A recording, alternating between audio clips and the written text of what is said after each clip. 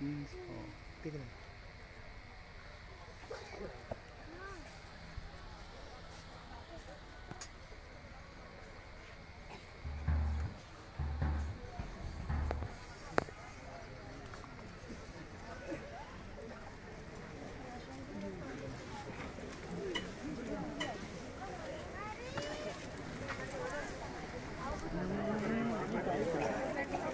पड़ेगा ये हम नहीं जान रहे कुछ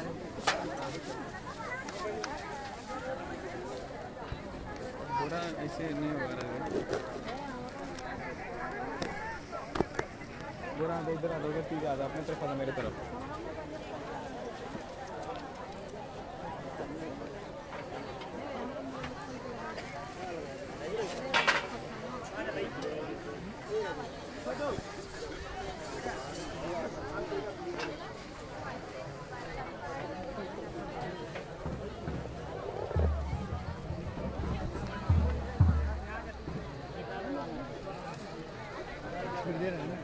चार सौ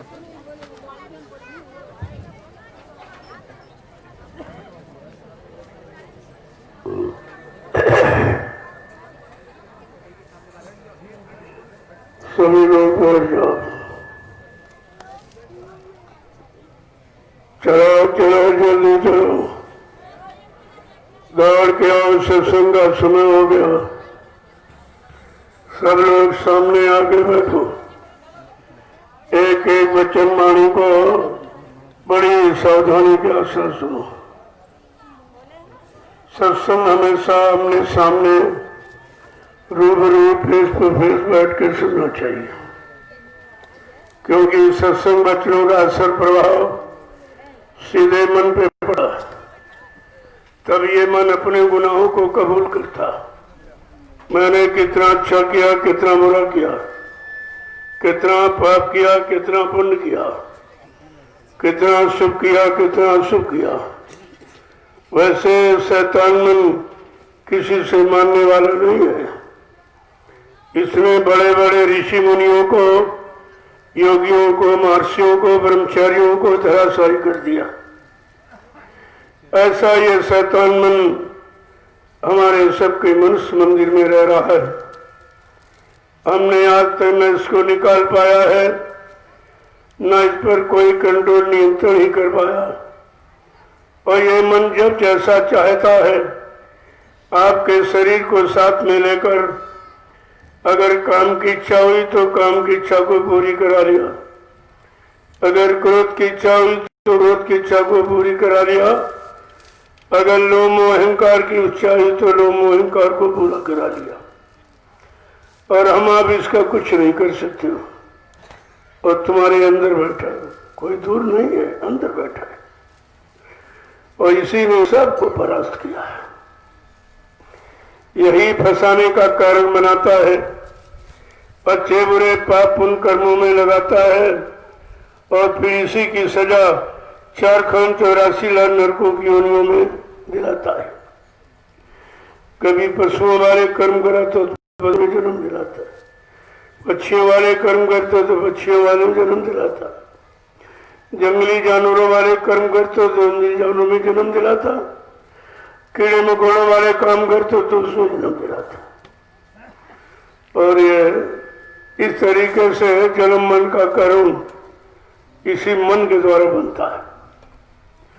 और ये एक दिन नहीं, तीन तीन युगों से, सतयुग, त्रेता, द्वापर, 5,500 वर्ष के युग के निकल गए। और इस मन से, मन की हरकत से, मन के इन भोगों की इच्छाओं से हम अलग नहीं हो पाते। इतना ये जबरदस्त है। जब ऋषि मुनि नहीं बच पाए, जिन्होंने हजारों वर्ष तपस्या किया, तो हम सब कलयुग के कमजोर जीव कैसे बचेंगे? न हमारे पास कोई योग है, न जप है, न तप है, नियम नियम नियम और संयम, न खान पान है, न अच्छी संग सोबत है, न अच्छे कर्म है। तो ये कलयुग का जीव कैसे बचेगा? इसी कलयुग के कमजोर जीवों के लिए संत पधारे। ये संत राम न सत्यु न त्रेता न द्वापर, 4 वेद 6 7 18 पुराण 19 उपनिषद और 36 ऋचाएं जिनमें धर्म चर्चा वर्णित है, लेकिन संत नाम नहीं है। संत नाम ये केवल कलयुग में आया। वो भी अभी लगभग 750 वर्ष पूरे होने जा रहे हैं। सर्वप्रथम कबीर साहब आए थे, वहीं से संत मत चला और वहीं से संत नाम की जानकारी मिली। जब संत नहीं आए थे, किसी जीवात्मा का अंत नहीं था। कोई जीवात्मा काल माया के देश से कर्मों के जाल से निकल नहीं पाई, इसी में फंसी रह गई। अब आप सोचिए कि संतों ने कितनी बड़ी दया किया, कितनी बड़ी कृपा मेहरबानी हुई जो कलयुग में आ गए। तभी तो कहा है, घिरी बदरिया पाप की परस रहे अंगार, और संत न आते जगत में तो जर मरता संसार। अगर संत महापुरुषों का आगमन इस भारत भूमि पर कलयुग में न हुआ होता तो हम सब जीवात्माओं को काल माया के देश से छुटकारा नहीं मिलता। इसी जन्म मरण के चक्कर में पड़े रहते, निकलने का अवसर नहीं। जो भी आए सब हंसे रहे। ब्रह्मा जी ब्रह्मलोक का सुखानंद उठा रहे हैं, उनकी जीवात्मा जगी न घर पहुंची। भगवान विष्णु विश्वलोक का सुखानंद उठा रहे हैं, उनकी जीवात्मा जगी घर पहुंची। भगवान शंकर शिवलोक का सुखानंद उठा रहे, उनकी जीवात्मा जगी न घर पहुंची। भगवान राम साकेत लोक का सुखानंद उठा रहे, उनकी जीवात्मा जगी न घर पहुंची। भगवान कृष्ण गोलोक का सुखानंद उठा रहे, उनकी जीवात्मा घड़ी न जग पहुंची। और देवी देवता देवलोक का सुखानंद उठा रहे, उनकी जीवात्मा जगी न घर पहुंची। क्योंकि जीवात्मा को जगाने का अधिकार केवल संत सदगुरु को है, और वो कलयुग में आए, किसी युग में नहीं आए।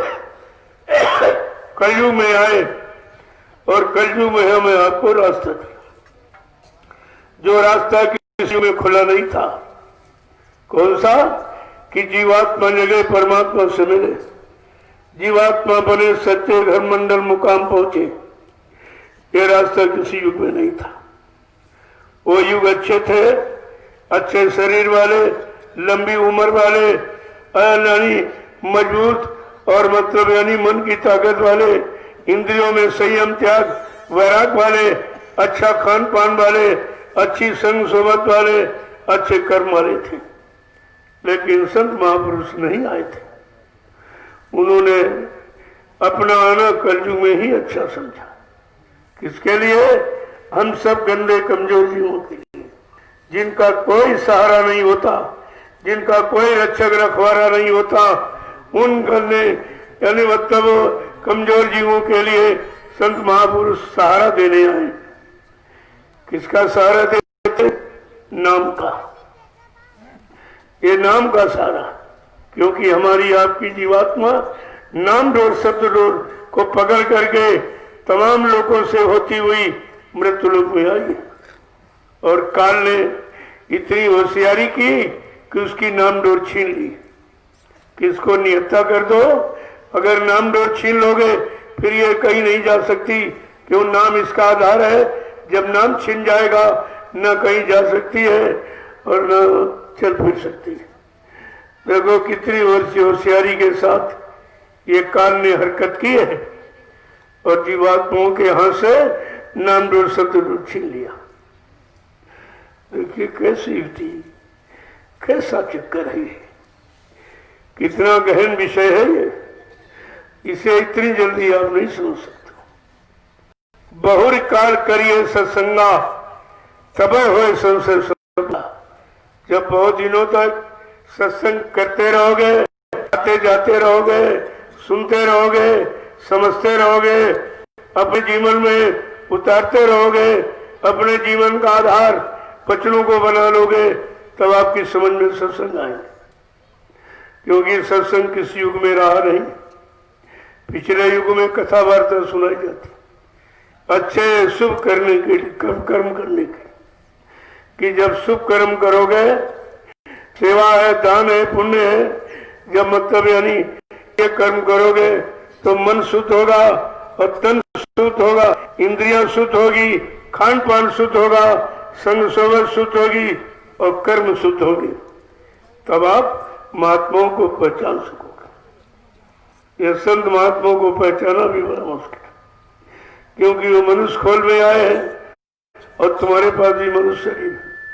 तुम यही कहोगे तो हमारे जैसे हाथ पैर नाक कान मुंह वाले, लेकिन वो दिव्य दृष्टि है तो तुम्हारे पास भी दिव्य दृष्टि, लेकिन दिव्य दृष्टि आपकी बंद है।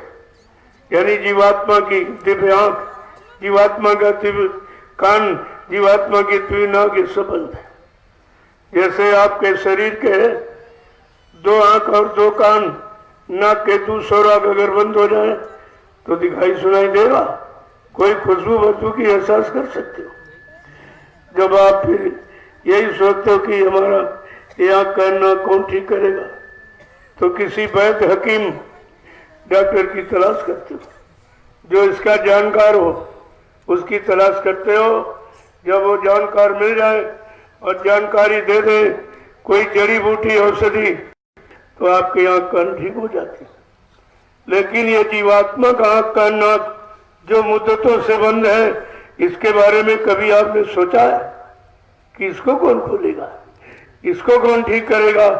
जब तक जीवात्मा का दिव्य आंख कान नाक नहीं खुलेगा, कोई जीवात्मा मृत्यु लोक मंडल से निकल नहीं सकती और न अपने घर जा सकती, क्योंकि काल माया ने मिलकर ये पाप पुण्य की जो मिलोनी रचना की है, इसी कर्मों के जाल में हम सब जीवों को फंसा दिया। हम फंस तो गए लेकिन निकल नहीं सकते। अब कोई निकालने वाला हो तो निकालेगा कौन? जो निकला हुआ अलग खड़ा, वो निकालेगा। जो स्वयं फंसा है वो आपको कैसे निकालेगा? जो भोगों के दलदल में फंसे पड़े हैं उनको तुम समझते हो ये हमको निकालेंगे, यही आपकी अज्ञानता है। और उन्हीं में फंसे फंसे कितना समय निकल गया, न वो निकल पाए न तुमको निकाल पाए। कितना यह गहन विषय है।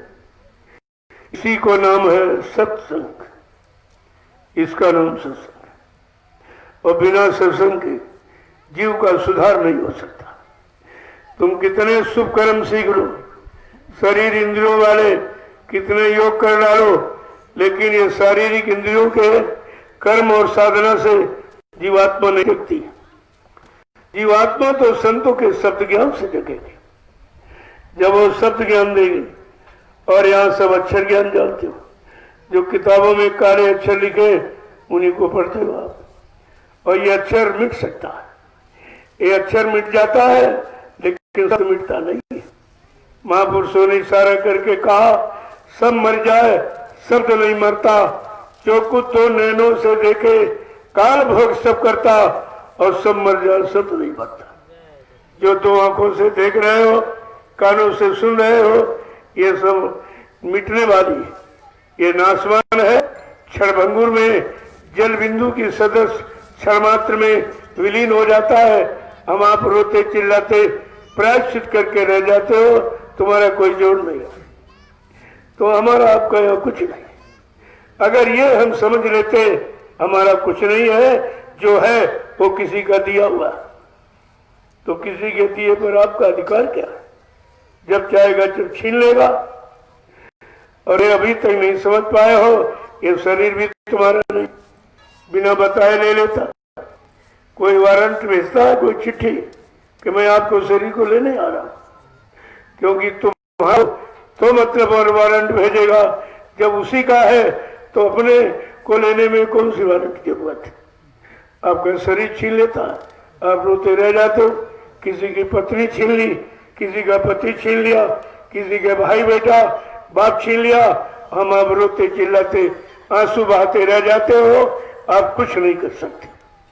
अगर तुम्हारा कुछ होता तो तुम्हारे अनुसार जाता, तुमसे पूछ के जाता या तुमसे पूछ के लिया जाता। इतना ये रोज हो रहा। आप गांव में, मोहल्लों में, शहर कस्बों में कितने लोग रोज जा रहे हैं, क्या कोई पूछ के जा रहे हैं? और ये भी नहीं बता के जा रहे कि मैं कहाँ जा रहा हूँ।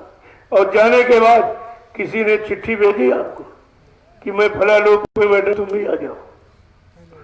ये है अज्ञानता, इसी अज्ञानता को खत्म करने के लिए संत महापुरुषों ने सत्य ज्ञान जारी किया। अगर सत्य ज्ञान जान जाओ तो अक्षर ज्ञान की जानकारी अपने आप हो जाएगी। तो शरीर इंद्रियों वाले कर्म हम आप शुरू से कर रहे हैं, और शरीर इंद्रियां नाशवान है तो कर्म भी आपका नाशवान है। कौन सा ऐसा कर्म है जो अजर अमर यानी मतलब हो और तुम्हारा ये काम करे? कहते जीवात्मा अजर अमर अविनाशी है, शरीर नाशवान है, इसी शरीर में वो रहती है। शरीर जीवात्मा का खोल और कबर है जो चमड़े का है, और सबको चमड़े का कवर दिया, सबको। तो फिर ये कैसे कहते हिंदू है मुसलमान है? इस जाति का ये छोटा है, ये बड़ा है, गरीब है, अमीर है, ये पढ़ा लिखा अनपढ़ है, ये स्त्री पुरुष, फिर क्यों कहते हो? जब सबको चमड़े का खोल मिला तो वैसे शरीर से हम सब चमारित हुए, सब चमारित हुए आप। फिर ये जातियां कहां से बना दी? ये मजहब धर्म कहां से बना दिया? ये ऊंचा नीचा छोटा बड़ा ये कहां से बना दिया?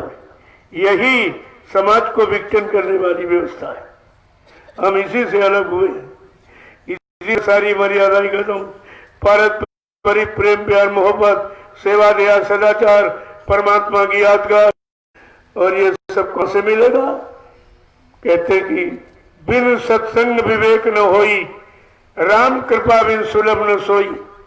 का बिना सत्संग के बुद्धि में विवेक ज्ञान निरख परख पहचान अच्छे बुरे पाप उनकी नहीं हो सकती। आप ये सुधार कैसे होगा? क्या मारकाट हिंसा से सुधार होगा? क्या भाषण प्रवचन से सुधार होगा? कहते नहीं, सट सुधरई सत्संगति पाई, का अज्ञानता और अंधकार ये सत्संग से जाएगा। कितनी बड़ी महिमा रामचरितमानस में गोस्वामी महाराज ने लिखा, लेकिन आपने उसको भी नहीं पढ़ा। जो तुम्हारे घर में लिखा पड़ी, आज से नहीं लगभग 550 वर्ष से घर में रखी, और सब जगह प्रचार कर रहा है। क्या रामचरितमानस का सब पाठ कर रहे हैं, सब भाषण प्रवचन कर रहे हैं, लेकिन बच्चों को ना कोई समझने वाला, ना कोई लेने वाला, ना कोई जीवन में उतारने वाला, तो जीवन दुख में हो गया। इसलिए हमारा आपका पारिवारिक जीवन, सामाजिक जीवन, व्यवहारिक जीवन सब कष्टों में चला गया। सब लड़ाई झगड़ों में, मारकाट हिंसा चोरी कत्लेआम व्यभिचार कुपचार और झूठ छल कपट बेईमानी और गंदे खान पान में सब चला गया। अब कहीं से कोई सहारा दिखाई नहीं देता। मुसीबतें बढ़ती चली जा रही, बीमारियां बढ़ती चली जा रही। ये आप बताइए, जब तुमको धर्म सुनाया कराया जा रहा तो फिर ये अधर्म कैसे बढ़ रहा? अधर्म क्यों बढ़ रहा? सत्यवाणी सुनाई जा रही, फिर ये झूठ क्यों बढ़ रहा? पुण्य कराया सिखाया जा रहा, फिर ये पाप कहां से बढ़ गया? यही तो आपको सोचना समझना चाहिए। जो आपको सुनाया समझाया जा रहा है, सुनाने समझाने पढ़ाने से काम नहीं होगा, काम करने से होगा। जब तक करनी नहीं ठीक होगी तो आपका कुछ भी नहीं हो सकता। संत मत करनी सिखाता, ये मतलब यानी ये कथनी और बकनी और सुननी नहीं सिखाता है। संत मत करनी पर विश्वास करता है। और संत मत का कर्म क्या है, करनी क्या है? करनी करो, मार मंडालो, इंद्रिय भोग विसारो, इतना काम करो तुम अब की, फिर आगे की सतगुरु जानी। फिर वो सतगुरु दयालु दाता जो तुम्हारा सुधार करने के लिए, उद्धार करने के लिए आए हैं, वो तब अपना काम करेंगे। इतना काम शरीर से आपको कराया जाएगा, क्योंकि शरीर आपने खराब किया, भोगों में आप फंसे, पाप पुण्य में आप जकड़े हैं, तो इतना काम आपको करना ही पड़ेगा। लेकिन सहयोग उनका होगा, बल शक्ति वो देंगे, करना आपको पड़ेगा। तो कहा तुम निमिष मात्र खड़े हो जाओ, केवल ये संकल्प कर लो कि अब लो नसानी अब न नसो। जो मेरा समय नष्ट हो गया, जो हमारी श्वासें भोगों में चली गई, खराब हो गई, शरीर को शक्तिहीन कर दिया है, अब हम संकल्प लेते हैं ये अपना सब बचा के रखें। क्यों? गई सो गई और रही वो संभलो, न ये भी जाने वाली। जो समय रात और दिन सुबह शाम कहने में जा रहा है, कहा ये समय तो आप नहीं रोक सकते हो, लेकिन समय से अगर तुम अच्छे काम में जुड़ जाओ तो तुम अच्छे बन सकते हो। ये तो काम आपका हो सकता है, लेकिन कहने से नहीं होगा, सुनने से नहीं होगा, सुनाने से नहीं होगा, करने से होगा। अब करोगे जब कराने वाले मिलेंगे, कराने वाले को जिन्होंने किया और लाभ प्राप्त किया वो मिलेंगे। यहाँ तो सब सुनाने वाले, बचने वाले, भाषण स्पीच प्रवचन करने वाले और बदले में दान दक्षिणा रुपया पैसा सामान लेने वाले हैं, लेकिन कराने वाला और सिखाने वाला कोई नहीं। सामान लेने वाले हैं लेकिन भगवान से मिलाने वाला कोई नहीं। फिर आपका काम क्या हुआ? इतने दिन निकल गए, पूजा पाठ, तीर्थ व्रत, दान हवन, जब तप, या गंगा स्नान सबको सिखाया जा रहा, कराया जा रहा, फिर ये धर्म क्यों नहीं आ रहा? मानवता, इंसानियत, प्रेम प्यार मोहब्बत क्यों नहीं आ रहा? सब में सच्चाई और सत्कर्म की करने की भावना क्यों नहीं पैदा हो रही? क्यों ये सब सुनाया जा रहा? अगर मैं आपको सुनाऊं कि रसगुल्ला मीठा होता, मुलायम होता है, लाल होता, क्या सुन के आप संतुष्ट हो जाओगे? कुछ देर के बाद यही कहोगे, अरे भाई सुनाना है कि कुछ खिलाना पिलाना? पाने से संतुष्टि होती, सुनाने से नहीं है। ये सब सुनाने वाले मिले आपको, सब सुना रहे। इसीलिए महापुरुषों ने कहा, जो तुमको 3 युगों से सिखाया जा रहा है, सुनाया जा रहा है, पढ़ाया जा रहा, समझाया जा रहा है, ये सब किसके लिए? अच्छे करने के लिए था। सब सोच रहे हैं अच्छा समाज मिले, अच्छा परिवार मिले, अच्छी पत्नी मिले, अच्छा पति मिले, अच्छे बच्चे मिले, अच्छा व्यापार हो, अच्छी नौकरी हो, अच्छा मकान हो, लेकिन कभी ये सोचते हो कि हम अच्छे कर्म भी करें? कर्म खराब करते हो और सोचना अच्छा, तो क्या सोचने से हो जाएगा? कितने दिन निकल गए, यही पूजा पाठ से मतलब यानी कराते कराते समय निकल गया। जिसकी पूजा की वो भी नहीं मिला।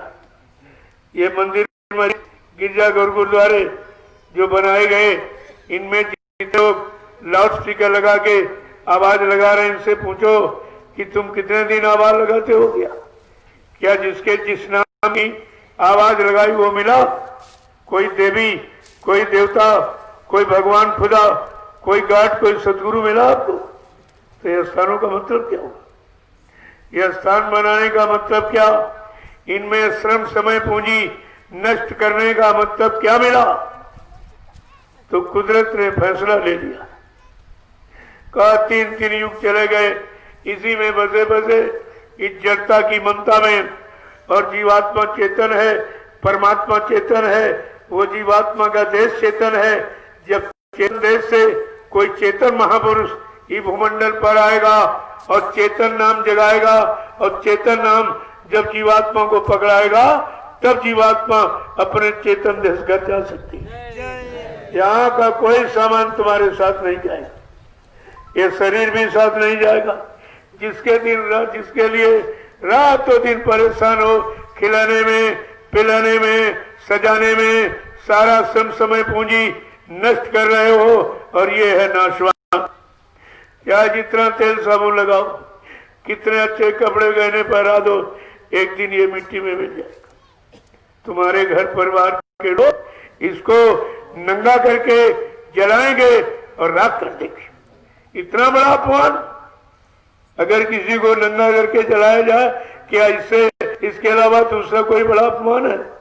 और ये तो सबका हो रहा है। आप देख रहे हो, तुम्हारे पूर्वज परिवार के जितने आए और जा रहे हैं, सबकी ये दुर्दशा हो रही है। करके जलाया जा रहा, या गड्ढा कूद के गाड़ दिया जाता, या बालू बांध के फेंक दिया जाता। कोई घर में रखने के लिए तैयार नहीं है। क्या हो गया? कौन सी चीज चली गई जो आपको इतनी बड़ी नफरत हो गई? जिसने पैदा किया, पाल पोस के तैयार किया, और घर मकान बनाया, शादी ब्याह यानी सब कुछ आपका किया, तो तुम्हारी ये भावना सब खत्म कैसे? आज तुम इतनी नफरत में हो उसी बाप को उसी भाई को, उसी पत्नी बेटे को, पत्नी पति को अब तुम नंगा करके शमशान भूमि पर लगड़ियों पर रख के जला के राख क्यों कर रहे हो? ये क्यों अपमान कर रहे हो? क्या तुम्हारा नुकसान किया?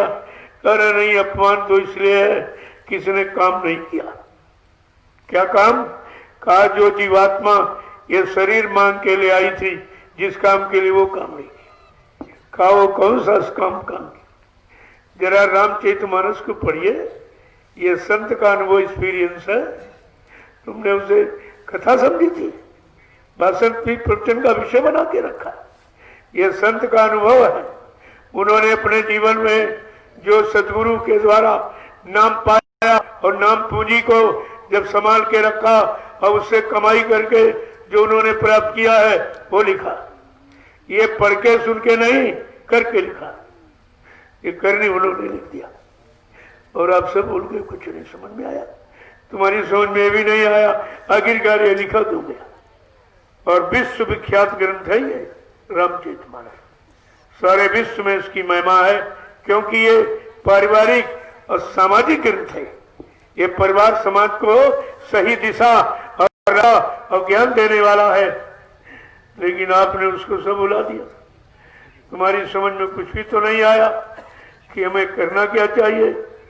अगर तुम इतना समझ लेते क्या करना क्या नहीं करना, क्या खाना क्या नहीं खाना, किसको देखना किसको नहीं देखना, किसको छूना किसको नहीं छूना, किसकी कमाई का खाना किसकी कमाई का, तो तुम्हारे अफसों ने ये सही सरल बताया। आज जब शरीर इंद्रियों से जो भी सुख करोगे उसका लाभ शरीर इंद्रियों को मिलेगा, आत्मा को लाभ नहीं मिलेगा उससे। जो आपने पूजा पाठ तीर्थ व्रत दान हवन जब तक गंगा किया, उससे क्या मिलता है? मान मिलता है, सम्मान मिलता है, सामान मिलता है। अगर आत्मा से भजन करोगे तो भगवान मिलता है। ये भगवान मिलने वाला, ये सामान मिलने वाला, चाहे दोनों कर लो चाहे कर लो। आप अभी तक आप नहीं समझ पाए कि भगवान किससे मिलता है।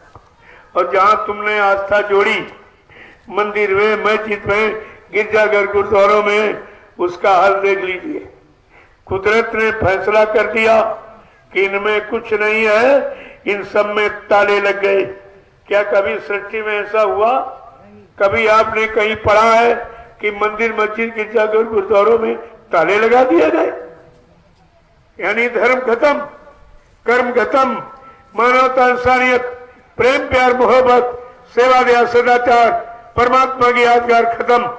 मानव बुद्धि में माँ बहन बेटी की परख पहचान, ये सब खत्म। जब सब खत्म हो जाएगा तो बचेगा क्या? दुख बचेगा, दुख बचेगा, कुछ नहीं बचेगा। लेकिन किस तरह से? कुदरत ने तो फैसला दे दिया कि अगर ईंट पत्थर के इन मकानों में देवी देवता होते, भगवान खुदा गॉड सदगुरु होता, तो इनमें ताले नहीं लगते। आप अगर अपने मकान के अंदर हो तो ताला लगाने दोगे? फिर आप निकलोगे कैसे? ये भी बात अभी नहीं आपकी समझ में आया कि कुदरत ने फैसला दे दिया, यहाँ कुछ नहीं है, ना था, ना है, न आगे कभी रहेगा। धर्म शास्त्रों ने भी इशारा करके कहा, लेकिन स्वार्थी लालचियों ने, मानी सम्मानियों ने, अभिमानियों ने वो धर्मशास्त्र की बात भी नहीं मानी।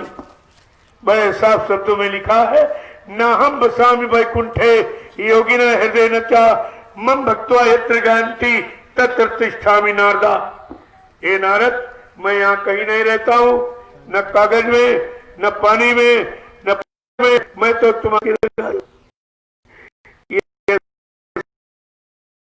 मंदिर की वो मंदिर। इतना भी नहीं समझ पाए हो, मनुष्य मंदिर पाकर भी रह रहे हो और उसी से आप समझ नहीं आया कि असली मंदिर कौन है। जब कोई समझ पाया तो कुदरत को समझाना पड़ा। उसने ये फैसला लिया कि डायमंड में ताले, ये तब मानेंगे पूजा से, तब हटेंगे जब तक बनता यहाँ से उतरेगी, इनमें ताले डाल दीजिए। तो बड़े बड़े लोग कि ये ताले लगाए, इनका सर्वनाश हो जाएगा, ये नुकसान वो नुकसान हो जाएगा। तो हमने कहा तुम सर्वनाश की बात सोचे हो, उनको जुकाम भी नहीं हुआ, उनको नहीं हुआ। तुम्हारा देवी देवता मंदिर वाला कहाँ चला गया? फिर तुम्हारी समझ में नहीं आ रहा कि हम जनता की बता फंसे हैं कि असलियत वास्तव से, ये भी तो जानकारी नहीं हुई। तभी कहा कि बिना सत्संग, इसलिए मौसम सब सारा। जय गुरुदेव, जय गुरुदेव, जय गुरुदेव, जय गुरुदेव नाम किसका? जय गुरुदेव नाम किसका? जय गुरुदेव नाम किसका? प्रभु का, प्रभु का प्यारा नाम। क्या आपने कभी सुना था? किसी ने बताया है? हमारे 3 नामों का इतिहास है। सतयुग में हरि नाम, त्रेता में राम नाम, द्वापर में, लेकिन कलयुग का तो नाम किसी ने बताया नहीं। जब हर युग का नाम अलग है, उस नाम की महिमा अलग है।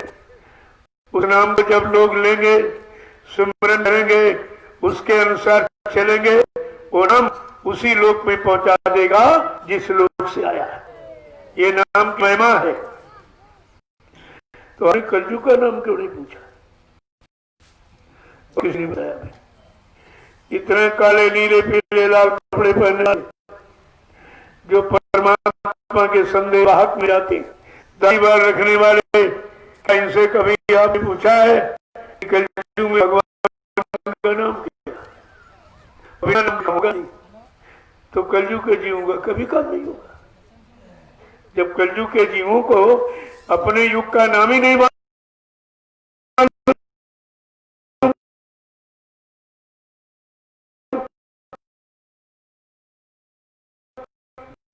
तो काम कैसे होगा? हर युग का इतिहास बताता कि नाम द्वारा का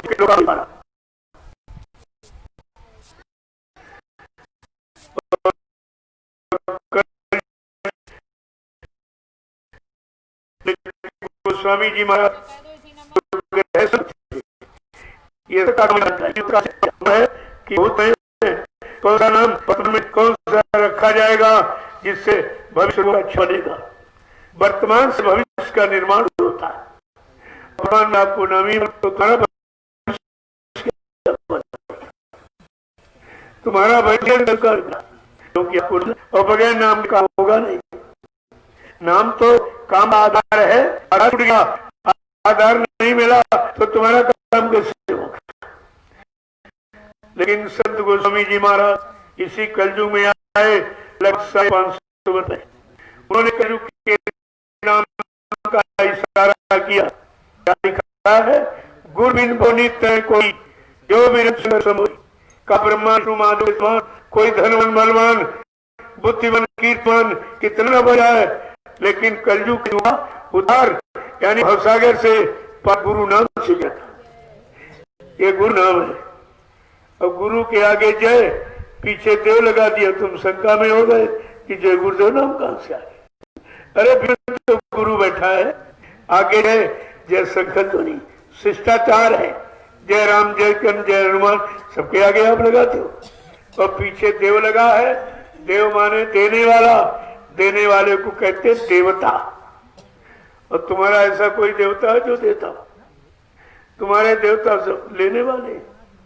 मंदिर तुमने बनाया पैसा लगा कर, और पैसे से मूर्ति तुम खरीद के ले आए, पूजा तुम रोज करते हो, घी अगरबत्ती तुम जलाते हो, पेड़े बताते तुम चढ़ाते हो। तुम्हारा यह देवता है कि देवता है?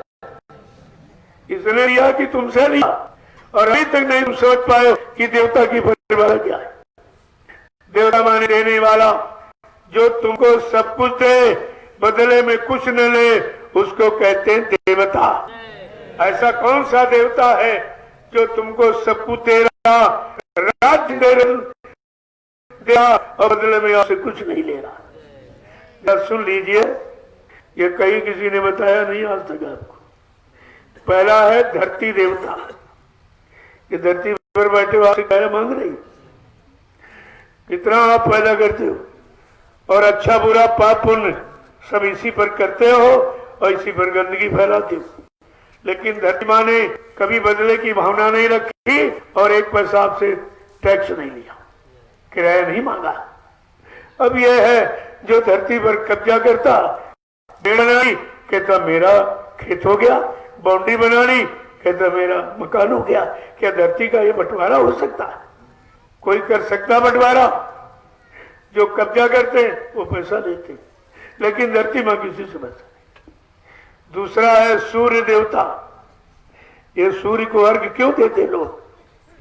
ये पूजा उसकी क्यों होती है? कहते तुम हमको रात दिन प्रकाश देते हो, नहीं हम अंधकार में पड़े रहते, कुछ नहीं कर पाते, न कुछ दिखाई देता, न सुनाई देता, न कोई काम कर पाते। कहा तुम ऐसे देवता हो जो रात दिन हमको देते हो, हमसे कुछ नहीं लेते हो, इसलिए उसकी पूजा। ये भी नहीं कोई जाता और न किसी ने आपको आज तक बताया होगा। अरे जब जानते नहीं तो बताएंगे क्या? और तीसरा है, और रात दिन प्रकाश देता, सूरज पूरे दिन आपको प्रकाश देता है और बदले में आपसे कुछ नहीं लेता। अगर सरकार की बनाई प्रकाश की व्यवस्था करो तुरंत पैसा लग जाएगा। वो माफी नहीं दे सकता, क्योंकि वो देने वाले नहीं लेने वाले। तीसरा है चंद्र देवता। चंद्रमा पूरी रात प्रकाश देता है और सबसे बड़ी जो हमारी जीवन शक्ति, जिसको ऑक्सीजन आप कहते हो, वो ऑक्सीजन प्रदान करता है, क्योंकि ऑक्सीजन से हम जीते। जो जीवन शक्ति दे रहा हो, इतना कीमती वो चंद्रमा देता है, हमें इतनी बड़ी चीज देता, लेकिन बदले में कभी कुछ नहीं लेता। और चौथा है वायु देवता। इतनी ठंडी शीतल मंद हवा चलती है, एक पैसा आपसे नहीं मांगती। अगर सरकार की बनाई हवा का प्रयोग करो, कोई कूलर है, कोई पंखा है, कोई एसी है, तुरंत पैसा लग जाए आपको, बिना पैसे कोई नहीं देगा। और पांचवा है जल देवता। कितनी जल हमारा जीवन है। अगर अन्न मिले जल न मिले तो मर जाओगे।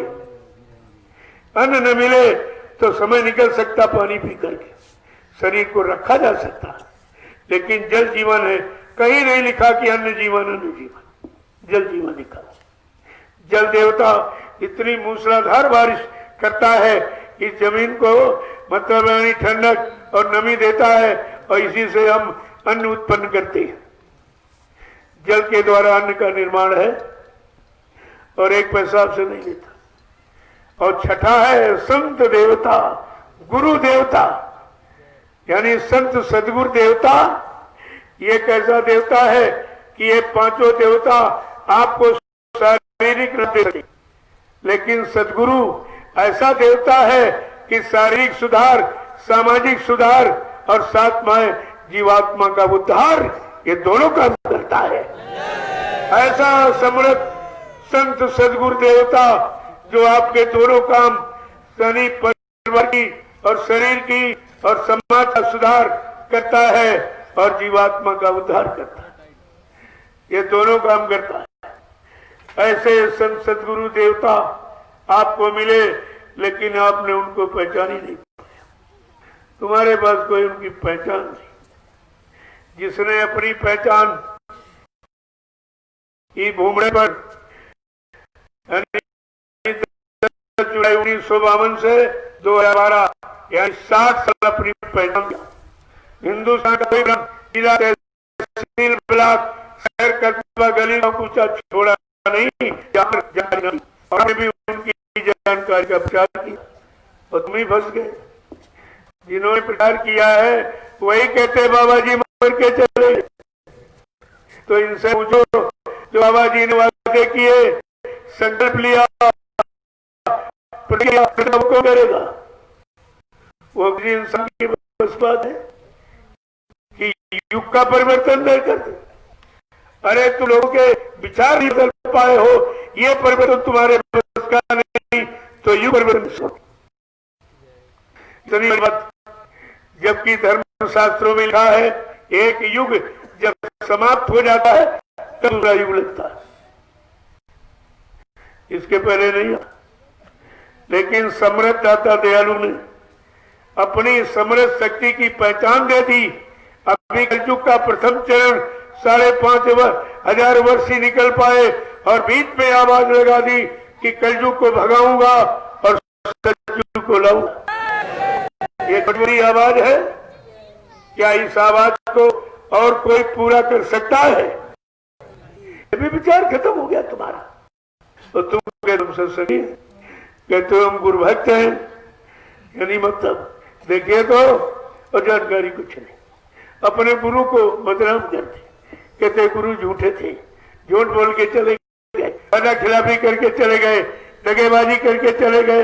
अरे जो अपने गुरु को बदनाम कर रहा वो किसको छोड़ेगा? जो गुरु का नहीं हुआ वो किसी का नहीं होगा। ये भी बात आपको समझनी चाहिए, लेकिन समझदारी कुछ आप में नहीं। 60 वर्ष जिस महापुरुष ने अपना परिचय दिया, फिर खोल के कहा कि ताकि मेरी पहचान लोग जान जाए मैं किस काम के लिए आया हूं और कौन सा काम करके जाऊंगा। और आपने प्रचार भी किया है कि हमारे गुरुजी कहां से आए हैं और क्या काम करने आए। हम आए वही देश से जहां तुम्हारा धाम, तुम सबको घर पहुंचाना एक हमारा काम। क्या बताया कि मैं रामकृष्ण की तरह से बीच के लोग से नहीं आया हूं जो तुम सबको बीच में छोड़ के चला जाऊंगा। न मैं ब्रह्मा के ब्रह्मलोक से आया हूं, न विष्णु के विष्णुलोक से आया हूं, न शिव जी के शिवलोक से आया हूं, न राम के साकेत लोक से आया हूं, न कृष्ण के गोलोक से आया हूं, न देवी देवताओं के देवलोक से आया हूं। मैं आया हूं सतलोक सचखंड अनामी धाम प्रभु धाम। कितना बड़ा परिचय आपको। कहा हम आए वही देश से जहां तुम्हारा धाम। ऐ जीवात्माओं, तुम्हारा सब मंडल लोक सतलोक अनामी धाम है, मैं वहीं से आया हूं। मैं तेरे घर से तुझे लेने के लिए आया। इतने युगों से तू फंसी पड़ी है, कोई तुझे निकालने वाला नहीं आया।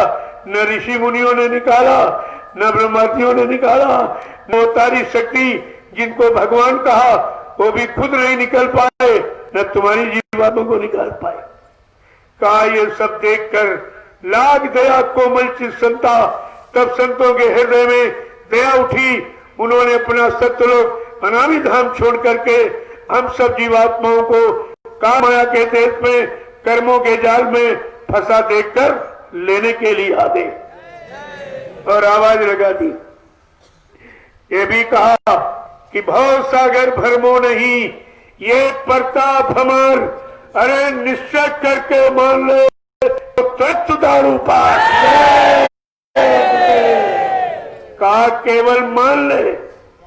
अरे कुछ नहीं करना है, केवल मानना। वो भी मान भी नहीं पाए, न मान पाए, न जान पाए, न पहचान पाए, न अपना बना पाए, न अपनी जीवात्मा कल्याण करा पाए।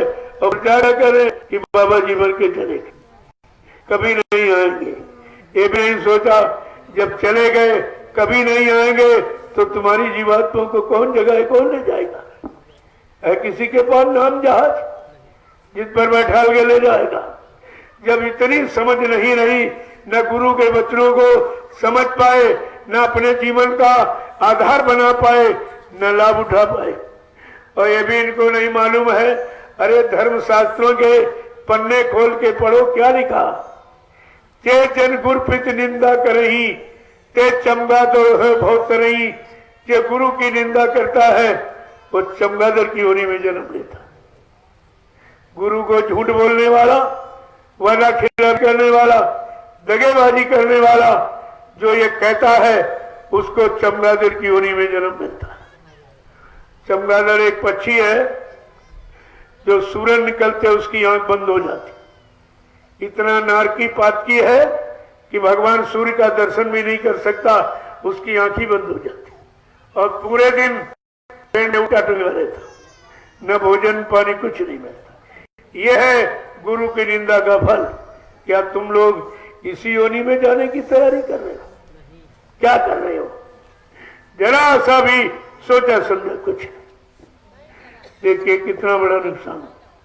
और थोड़े बहुत नहीं, 45 करोड़ जीवों को जिस महापुरुष ने जगाकर सही सच्चे रास्ते पर लाके खड़ा किया, आज उसी की सच्चाई भूल गए। सब उल्टा सीधा प्रचार, केवल लोभ लालच के लिए। रुपए पैसे मिल जाएंगे, सामान अमान मिल जाएगा। अरे रुपए पैसे सामान मिलाने की बात कही थी सतगुरु ने कि भगवान से मिलाने की बात कही थी? इतने भी बात इनकी समझ में अभी तक नहीं आया। तो कहते हम चेले, कोई कह रहा हम शिष्य है, कोई कहा हम गुरु भक्त है, कोई कहा गुरु प्रेमी है, और गुरु के बारे में कोई भी जानकारी नहीं है और दी जा रही, ये भी नहीं समझ में आ रहा। जब 60 साल तुमने मथुरा में गंवा दिए, जानकारी नहीं सुन पाए, नहीं जान पाए, जानकारी को नहीं ले पाए, अपने जीवन में नहीं उतार पाए, कोई लाभ नहीं प्राप्त कर पाए हो, तो ये 8 साल का मौका आपको फिर दिया गया। मैंने पूरे हिंदुस्तान में बड़े बड़े मंच लगाकर ये 8 साल सतगुरु के वचनों की याद आपको फिर से दिलाई, फिर से आपको याद दिलाई कि अगर भूल गए हो सुन लीजिए, नहीं समझ पाए हो तो समझ लीजिए, नहीं कर पाए हो तो कर लीजिए, नहीं लाभ मिल पाया है लाभ प्राप्त कर लीजिए। ये सब जानकारी आप 8 बरस अभी थी और 1 साल हमको यहाँ हो गया बैठे नैमिषारण्य में। ये भी आप देखिए 1 साल यहाँ हो गया और 1 साल में कितना काम हुआ इसको देखिए।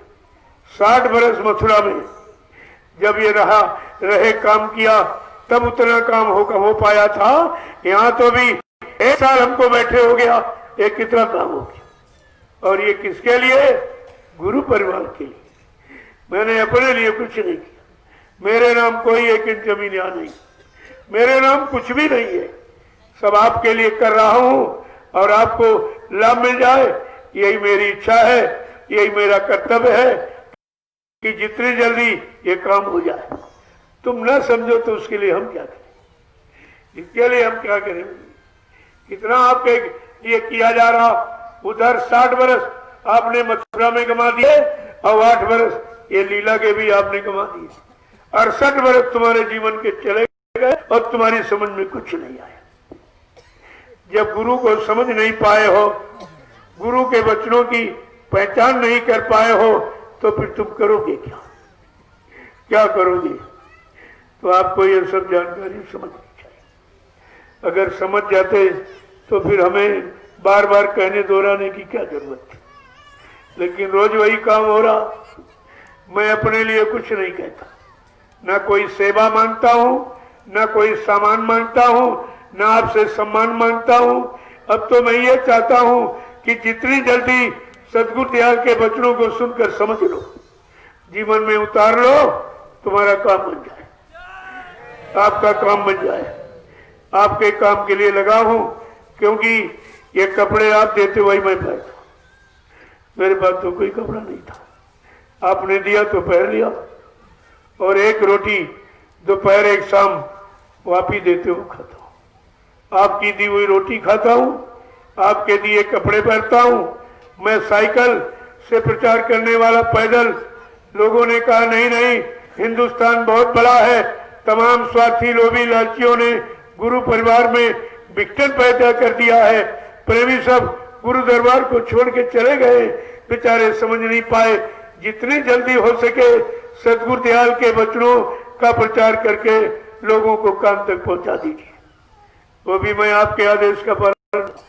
तो आपने गाड़ी दे दी कि जल्दी से प्रचार हो जाएगा। मैं इसी गाड़ी में, जो मैं तो मांगता नहीं हूं, कुछ हमें दें आप, लेकिन जो प्रेमी अपनी श्रद्धा सेवा भाव से 1 रुपया 2 रुपया 10 20 50 रुपए देता है, मैं इसी में तेल डालकर मैंने 8 बरस हवन किया है। सारे हिंदुस्तान में तेल का हवन करके गुरु की हकीकत का मैंने पर्दाफाश कर दिया है। थोड़ा बहुत बाकी है, अभी हुआ जा रहा है, लेकिन तुम समझ ही नहीं पा रहे हो। जब पहले नहीं समझ पाए तो अब कहां समझ पाओ? जब गुरु दरबार में रहकर गुरु के मुखारबंद से सुनकर तुम नहीं समझ पाए हो तो अब तुम कहां से समझ पाओगे? अरे वचन तो वही है, दूसरे नहीं है। मैं अपनी कोई बात नहीं कहता, हमें कहने की क्या जरूरत, मैं कुछ जानता भी नहीं हूं।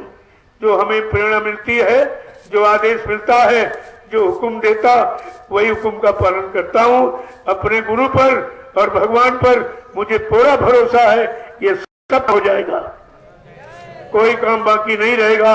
आप सिर्फ दे जाइए कैसे काम होता। अब लोगों ने कहा कि मथुरा में आश्रम था, यहां क्यों बनाना? क्या जरूरत समझी कि आपने उसे पाक साफ रखा? वो दादा गुरु के मंदिर को आपने पाक साफ रखा है? उसी मंदिर में कितनी गंदगी फैलाई गई, जो इन्होंने अपनी सुरक्षा के लिए सुरक्षा गार्ड फोर्स रखा है। उन फोर्स को कितना अंडा खिलाया, कितना मुर्गा मीट खिलाया जा रहा, कितनी दारू पिलाई जा रही, वहां पेटियों के पेटी दारू की निकली। क्या तुमने स्थान को पवित्र रखा? अगर वो पवित्र रहता, स्थान नहीं खराब, आपने खराब किया। मैं स्थान की बुराई नहीं करता हूं, अरे तो गुरुद्वारा है, कौन बुराई करेगा उसकी? वो मंदिर है, उसी की कौन बुराई करेगा? लेकिन अब गुरुद्वारे में गंदगी फैला दोगे तो जरूर कहा जाएगा तुम गंदा कर दिया। तुमने क्यों गंदा किया? किसने आदेश दिया था? ये छोटा मोटा है और कुछ नहीं। जब आपने गंदा कर दिया, इसी ने बाबा जी ने यही नैमिषारण्य में 10 जुलाई से 23 जुलाई तक 1997 में इसी गोमती नदी के उस पार जब गुरु पूर्णिमा का कार्यक्रम किया गया था, आप सब शामिल हुए थे। लेकिन आपने सुना था कि आखिरी दिन बाबा जी ने क्या कहा था? ये नैमिषारण्य 88,000 ऋषियों की तपोभूमि है, यहीं से सतयुग के अंकुरन निकलेंगे। तो क्या अंकुरन आसमान में निकलेंगे? सबका आधार जमीन है, इसलिए उसी आदेश का ये पालन किया गया और यहाँ पर जमीन का निर्माण कर दिया गया। ये अपनी इच्छा से कुछ नहीं किया जा रहा। लेकिन जब तुम्हारे पास गुरु के वचन नहीं है, गुरु का आदेश तुम जानते मानते नहीं हो, तो तुम शंका संदेह भूल भ्रम की बातें तो करोगे, या तुम अच्छी सच्ची बात करोगे? और देख लेगी जल्दी, ये उनकी दया नहीं तो क्या किसी इंसान की बस की बात कि 1 साल में ये इतना बड़ा? ये देखा आपने? ये बगल में आध्यात्मिक परमार्थी जो इमारत बन रही है, आगे आने वाले समय में लाखों लोग इसका लाभ उठाएंगे। यहीं पर बैठ के भजन करेंगे, सत्संग सुनेंगे और सेवा करेंगे। इसका लाभ तुम्हारे खाते में आएगा, क्योंकि नींव आपने डाली है।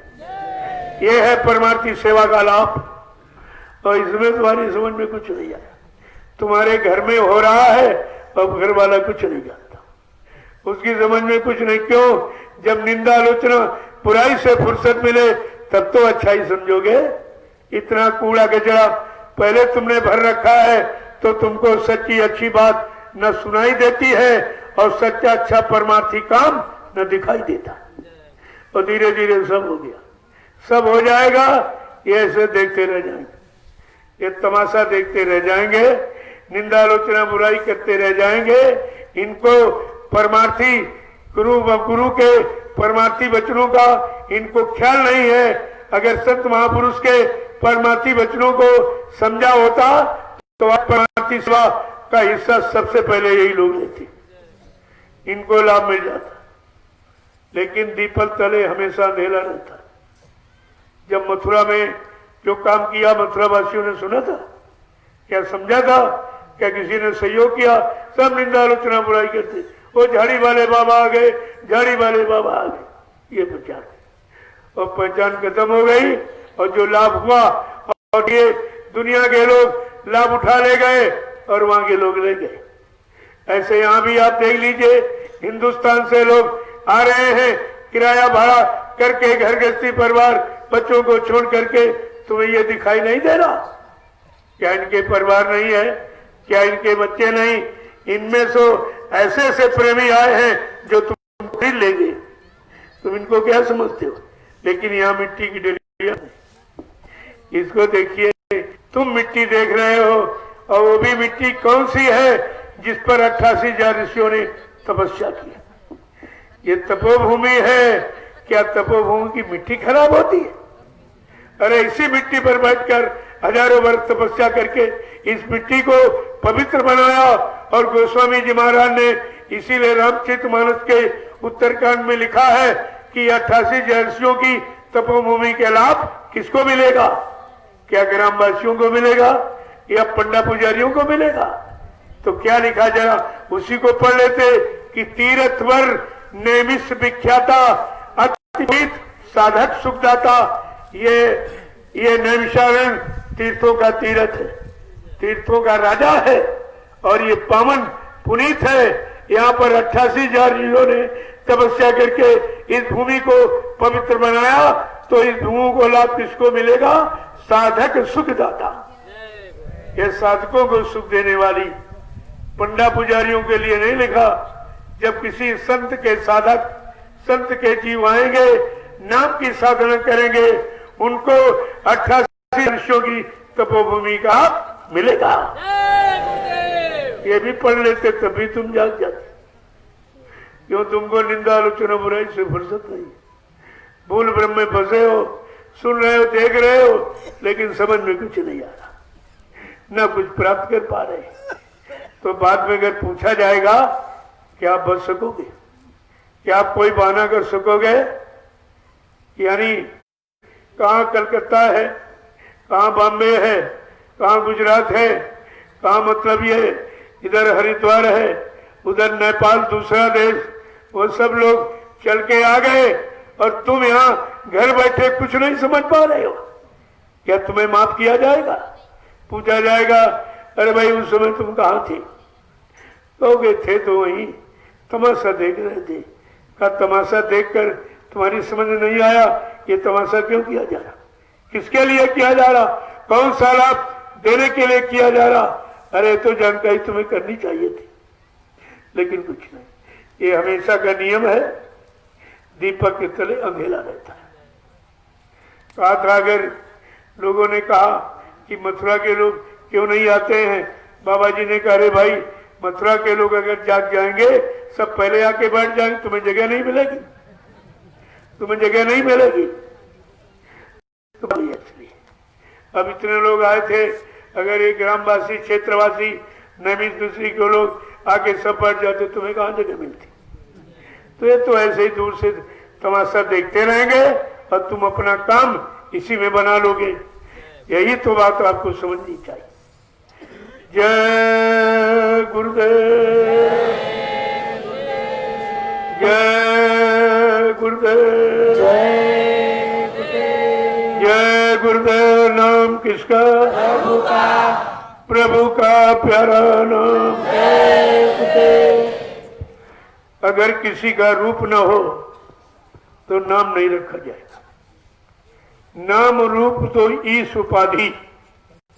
रामचरितमानस में क्या लिखा है उसे पढ़िए आपको कि नाम रूप तो ईश उपाधि। ये केवल उपाधियां है, कुछ न रूप है न नाम है। वो तो प्रकाश में चेतन पैसे प्रकाश है। नाम तभी तो महापुरुषों ने सब लिख के बताया है। और इसलिए जीव बेचारे जाग जाते हैं तो कहते हैं कि गुरु अपना असली रूप दिखा दीजिए। ये तो रूप आपने हमें जगाने के लिए धारण किया, ये जगाने वाला रूप है और हम जाग गए, लेकिन जीवात्मा को घर पहुंचाने वाला वो रूप दिखा दीजिए। देखिए कैसे, ताकि तुम्हें दोनों की जानकारी हो जाए। ये जानकार जीवात्मा सूरत रूप है जो प्रश्न करती है। क्या करती है? गुरु से प्रश्न करती है, ताकि हमारे सब जीव ज्ञानी सब जान जाए, सबको पता चल जाए। तो क्या कह रही है कि गुरु मोए अपना रूप दिखाओ। गुरु मोहे अपना रूप दिखाओ। गुरु मोहि अपना रूप दिखाओ। गुरु मोहे अपना रूप दिखाओ। अब मैं सत्संग वचनों से समझ गया, नामदान आपने दिया, उसकी कमाई की, अब जानकारी हो गई है इस रूप की, इसी रूप ने सत्संग सुनाया है, नामदान दिया है, लेकिन घर पहुंचाने वाला वो रूप दिखा दीजिए। बड़े ध्यान से सुनिए, इसको सत्संग कहते हैं कि ये तो रूप धरा तुम सरगुण। ये तो रूप धरा तुम सरगुण। ये तो रूप धरा तुम सरगुण। ये तो रूप धरा तुम सरगुण। जीव उद्धार कराओ। जीव उद्धार कराओ। गुरु मोहि अपना रूप दिखाओ। गुरु मोहे अपना रूप दिखाओ। कहते ये तो तुम्हारा सरगुण रूप है, लेकिन जो वो निर्गुण है वो दिखाइए। ये तुमने जीव को जगाने के लिए ये मानव रूप जिस्म रूप धारण किया है, आपकी कृपा मेहरबानी हुई है जो हम सब जाग गए। अगर ये मानव स्वरूप न धारण किया होता तो हम मानव शरीर में रहने वाली जीवात्मा कुछ नहीं जान पाती, कुछ नहीं पहचान पाती। आगे क्या करें कि रूप तुम्हारा अगम अपार। रूप तुम्हारा अगम अपार। रूप तुम्हारा अगम अपार। रूप तुम्हारा अगम अपार। सोई अब दर्शाओ। सोई अब दर्शाओ। गुरु मोहि अपना रूप दिखाओ। गुरु मोहे अपना रूप दिखाओ। तो मैंने ऐसे कि तुम वो अपार रूप है, उसका कोई पारावार नहीं है, कोई नौर नहीं है। कहते कि हमको वो दिखाई, और जब वो मिल जाएगा तो हमको दोनों तरफ विश्वास हो जाएगा, ये जिस्मानी स्वरूप का और नूरानी का, नूरानी जिस्मानी दोनों की समझ आ जाएगी। आगे क्या कह रहे हैं? देखो रूप मगन वह बैठू। देखो रूप मगन होए बैठूं। अभय दान दिलवाओ। अभय दान दिलवाओ। गुरु मोहि अपना रूप दिखाओ। गुरु मोहे अपना रूप दिखाओ। जब नूरानी रूप दिखाओगे तो प्रसन्न हो जाओगा। प्रसन्नता कब होती है? जब असली जानकारी, असली लाभ मिलने का आधार जब दिखाई देता, बड़ी खुशी होती है। कहता देखो रूप मगन वही बैठूं। जब वो नूरानी रूप आप दिखाओगे तो मैं प्रसन्न हो जाऊंगी। और क्या है? अभय दान दिलवा। इधर तो बड़ा डर है काल माया का, बहुत डर है यहाँ। इस डर से हमें मतलब यानी न करो, निर्भय बना दो।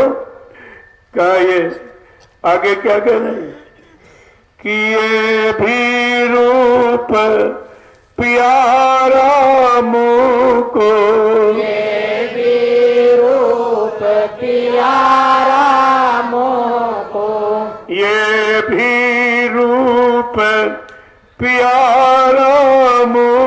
को, ये रूप प्यारा मोको, क्यों कर मोहि लखाओ, क्यों कर मोहि लखाओ, गुरु मोहि अपना रूप दिखाओ।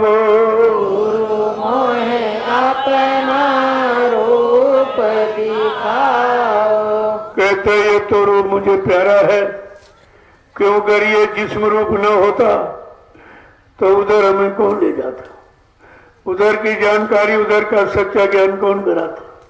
ये तो बहुत प्यारा है, लेकिन उसको भी दिख रहा, वो भी मिल जाए तो दोनों जिस्म और नूरानी दोनों का मतलब हो जाए सिद्ध, दोनों का लाभ मिल जाए।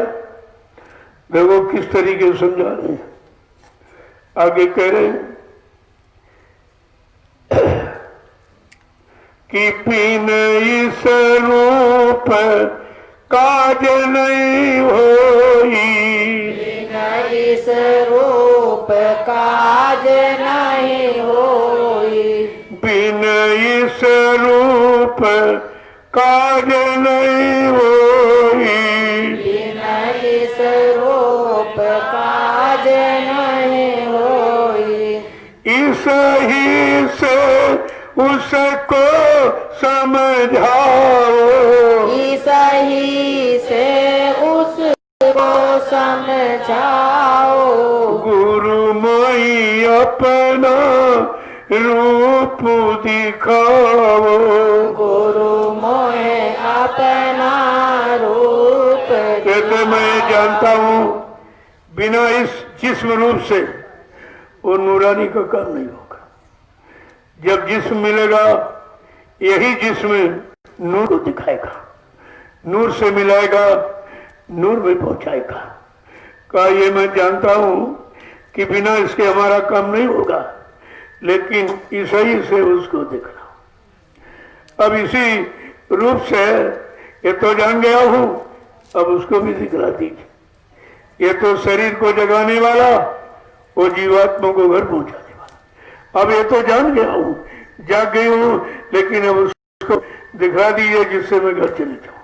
आगे क्या कह रहा है कि ताते महिमा बारिश की, ताते महिमा बारिश की, ताते महिमा बारिश की, ताते महिमा बारिश की, पर वो भी लखवाओ, भी लखवाओ, गुरु मोहि अपना रूप दिखाओ। गुरु मोहे अपना रूप दिखाओ। का बिना इसकी महिमा के उसकी महिमा हम कैसे जानते, उसको तुम जानते नहीं थे। इसी तुमने जो मेरे लिए जिस्म रूप धारण किया है, इसी की महिमा है कि वो नूरानी से मिलाएगा। अगर ये न होता तो वो कैसे था, इसलिए तो महिमा में जान गया हूं। अब वो भी दिखला दिए, वो तो रूप सदा तुम धारो, वो तो रूप सदा तुम धारो, वो तो रूप सदा तुम धारो, वो तो रूप सदा तुम धारो, या से जीव जगाओ, या से जीव जगाओ, गुरु मोहि अपना रूप दिखाओ। गुरु मोहे अपना रूप दिखाओ। तुम्हारा नूरानी स्वरूप तो एक समान रहता है, लेकिन जिस्म तो बदल बदल के आते हो, कभी इस शरीर में कभी उस शरीर में घुस, इनमें तो परिवर्तन भी होता रहता है, लेकिन वो रूप तुम्हारा एक समान है। यहाँ तुम रूप बदल लेते हो, काम करना हुआ तो कुछ रूप, सुनाना हुआ तो दूसरा रूप, काम करना दूसरा उदाहरण। तो लोग बेचारे समझ नहीं पाते। हालांकि वो तो रूप सदा तुम धारो, वो तुम्हारा रूप हमेशा अनवरत एक समान रहता है, उसमें कोई परिवर्तन नहीं होता है। आगे क्या कह रहे हैं कि ये भी भेद सुना मैं तुमसे, ये भी भेद सुना मैं तुमसे, ये भी भेद सुना मैं तुमसे, ये भी भेद सुना मैं तुमसे। सूरत शब्द मार्ग नित धावो, सूरत शब्द मार्ग दिखलाओ, सूरत शब्द मार्ग नित गावो, सूरति शब्द मार्ग नित गाओ। गुरु मोई अपना रूप दिखाओ, गुरु मोहे अपना रूप दिखा। का ये भेद चर्चा वार्ता मैंने तुम्हारे से सुनी, तुम्ही ने सत्संग में सुनाया है कि शब्द मार्ग नित्य गाओ। सूरत शब्द मार्ग यानी सूरत शब्द, सूरत का रास्ता, जीवात्मा का रास्ता शब्द है, और इधर आपने अक्षर का रास्ता अपनाया। अक्षर ज्ञान से सुनाते समझाते हो, उस शब्द की बात, उस शब्द का भेद बताते।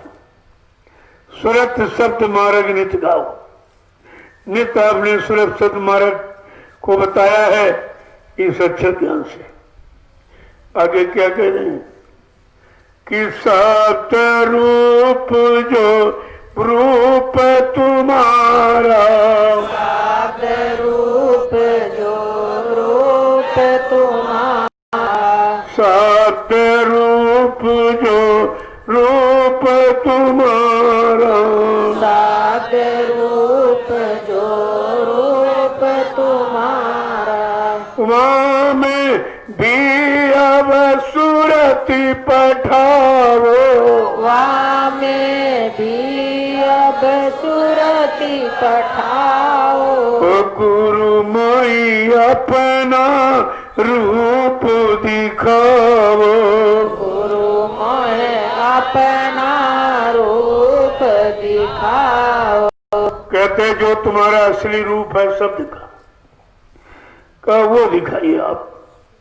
अब तो मैं ये जिस्म शरीर वाले रूप को से मैंने जानकारी ली है, आपने जानकारी दी है, लेकिन जानकारी आपने सत्य रूप की दी है।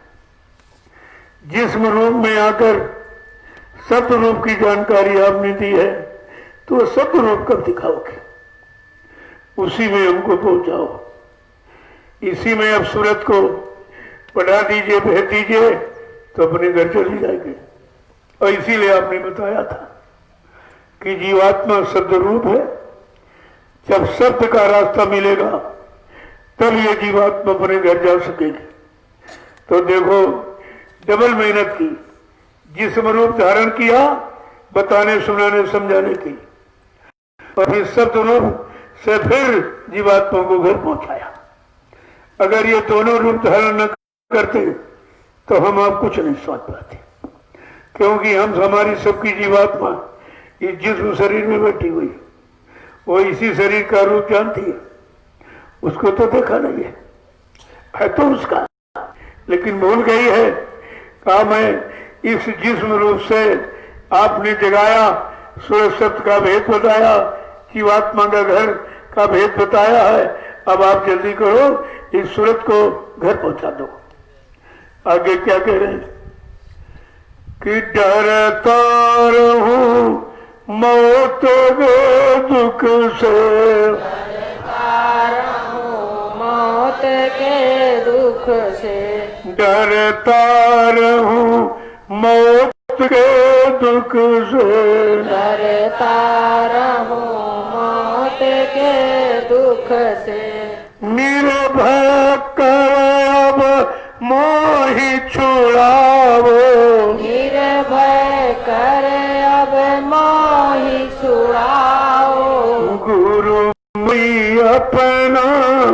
रूप दिखाओ।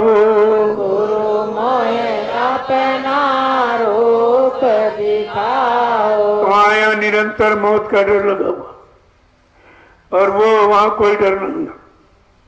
जब मैं शब्द रूप को पा जाऊंगी तो कोई डर नहीं, निर्भय हो जाऊंगा। लेकिन यहां जब तक हूं तब तक डर मौत का है। पता नहीं मौत कब आ जाए कब आ जाए।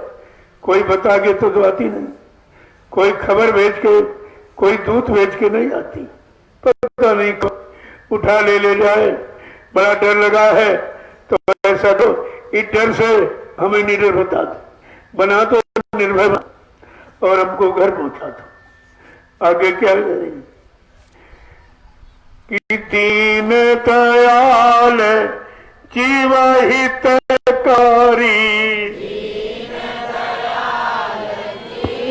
हितकारी। दीन दयाल जीवहितकारी, दीन दयाल जीव हितकारी। सतगुरु स्वामी काज बनाओ। सतगुरु स्वामी काज बनाओ। गुरु माई अपना रूप दिखाओ। गुरु मोहे अपना रूप दिखाओ। कह रहे आप तो दीन दयाल हो, दीनों पर दया करने वाले, जीवों के हितकारी हो कि हम सब जीवों का हित करने के लिए, लाभ देने के लिए मृत्यु लोक मंडल में आपने जिस्म रूप धारण किया है। कितनी आपने हमारे लिए हमदर्दी की है। अपना सुंदर खुशनुमा प्रकाशमय चेतन सत्यलोक देश को छोड़कर इस गलीच गंदगी वाले काल माया के देश में आ गए, केवल हमारी जीवात्मा को जगाने के लिए। अब ऐसा करो, आप इसे घर पहुंचा दो। सतगुरु स्वामी, ये मेरा काम बना दो। मैं जान गई हूं ये काम कोई नहीं कर सकता। हमारी जीवात्मा को न कोई जगा सकता है, न कोई घर पहुंचा सकता है। हे सतगुरु स्वामी, जितनी जल्दी हो सके मेरा ये काम बना दीजिए। देखिए कितनी बड़ी है जानकारी। इसको कहते हैं आध्यात्मिक सत्संग। ये है शब्द सत्संग सुख। जब शब्द का सत्संग मिलेगा, क्योंकि जीवात्मा का आधार शब्द है और शब्द से आई, और शब्द जब कोई पकड़ाने वाला मिल जाएगा तो सबसे चली जाएगी। कहते हैं सदगुरु स्वामी, अब मेरा एक काम बना दीजिए। हमारी जीवात्मा को आपने जगा दिया है, होश में ला दिया है, पहचान करा दी है। अब जितनी जल्दी हो सके इसको घर पहुंचा दो। ये आरजू मिन्नत हमें आपको करनी चाहिए। ये तो आप करते नहीं हो। यहाँ आए ये बीमारी दूर कर दीजिए, ये सामान दे दीजिए, शादी करा दीजिए, बच्चा दे दीजिए, तरह की वही गंदगी, जिस गंदगी में सने हो, दुख उठा रहे, तकलीफ, वही मांगा करते हो। क्योंकि अनजान जीव हैं, इन्हें कुछ पता नहीं है। ये सब जानकारी आपको इसीलिए दी जा रही है। जिस सम्राट दाता दयालु ने ये नाम दान शब्द का ज्ञान कराया, और शब्द ज्ञान मिल जाने के बाद हम सबको शब्द की ही मांग करनी चाहिए। यहाँ कोई डिमांड, कोई मांग नहीं कि जितनी जल्दी हो सके जीवात्मा को शब्द का आधार पकड़ा दीजिए, ये अपने घर चले जाए। हमेशा का दुख, हमेशा का दर्द, ये झगड़ा और झंझट, ये जन्म और मरण का, ये मौत का, सब खत्म हो जाए। आगे क्या कह रहे हैं कि देख प्यारे मैं समझाऊं, देख प्यारे मैं समझाऊं, देख प्यारे मैं समझाऊं, देख प्यारे मैं समझाऊं। रूप हमारा सबसे न्यारा, रूप हमारा सबसे न्यारा। अब अब देखो, जब जीवात्मा जाग गई है, शब्द का ज्ञान हो गया है, वो जान गए कि अब ये जान गई है, अब इसमें घर जाने की ललक है, बड़ी बेचैनी तड़प है। तब कहते हैं, देख ऐ प्यारी मेरी जीवात्मा, देख कि मैं रूप हमारा सबसे न्यारा है, वो अलग अगम अनामी है, तो सबसे न्यारा है। उसको तो जब जीवात्मा घर पहुंचेगी तभी उस रूप को देखे। वो रूप यहाँ नहीं आता, यहाँ जिस्म रूप धारण करते और जिस रूप में परिवर्तन हुआ करता, कभी थोड़ा बदल दिया, कभी इधर का उधर का, इसी में भूल भरम में आप पड़ जाते हो, लेकिन आवाज में परिवर्तन नहीं होता। अरे भाई, आवाज तो कोयल और कौवा की अलग अलग। कौवा कितनी कोशिश करे में कोयल बन गया, लोग बेचारे भूल जाते हैं, और कोयल खुद भूल जाती, खुद भूल जाता कि वो शकल वैसी है, तो कोयल के बच्चों को वो समझता कि मेरा बच्चा है, तो उसी को पालता रहता, उसी को पालने में समय खराब कर रहा है। लेकिन जब वो सियाना हुआ और जैसे बोली तो फिर समझ आ रहे धोखा हो गया, ये तो कोयल के बच्चे थे। आवाज में परिवर्तन नहीं होता है। तो क्या कह रहे हैं कि वो तो रूप लखे नहीं कोई, वह तो रूप लखे नहीं कोई, वो तो रूप लखे नहीं कोई, वह तो रूप लखे नहीं कोई, जब लग देव न सहारा, जब लग देव न सहारा, गुरु मोई अपना रूप ये न्यारा, अपना रूप क्या कह रहे हैं, वो तो रूप लखे नहीं कोई। जो मेरा अगम अनाम रूप है वो यहाँ कोई नहीं देख सकता, क्योंकि वो जब तक जीवात्मा की दिव्य आंख नहीं खोलेगी दिखाई नहीं देगा। मेरा वो अगम शब्द भी सुनाई नहीं देगा जब तक जीवात्मा का दिव्य कान नहीं खुलेगा। इसलिए कहा, जब जीवात्मा का दिव्य आंख कान खुल जाएगा, अपने घर की तरफ मुखातिर होगी, धीरे धीरे गुरु अपना बल देकर सहारा उसको जब घर पहुंचा देंगे, कहा वहां मेरा असली रूप तुझे देखने को मिलेगा, जो अगम अपार है, जिसका कोई वर्णन नहीं है, वो अकथनीय है, अवर्णीय है, अनिर्वचनीय है।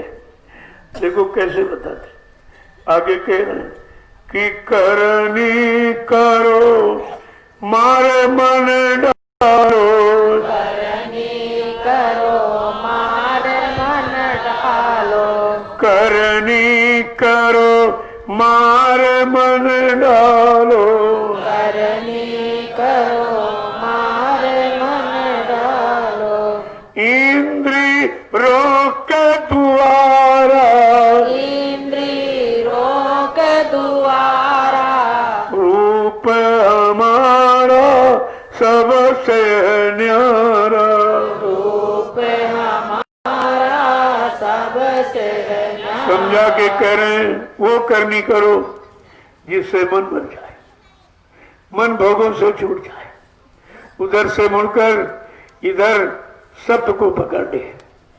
कहा कि ऐसी करनी करो ये मन भोगों को छोड़ दे। मारने का मतलब है उसको उधर से हटाना, भोगों से हटाना, काम क्रोध लोभ मोह अहंकार से छुटकारा दिलाना, ये मन को मारना है। कहते इंद्रिय रोग द्वारा।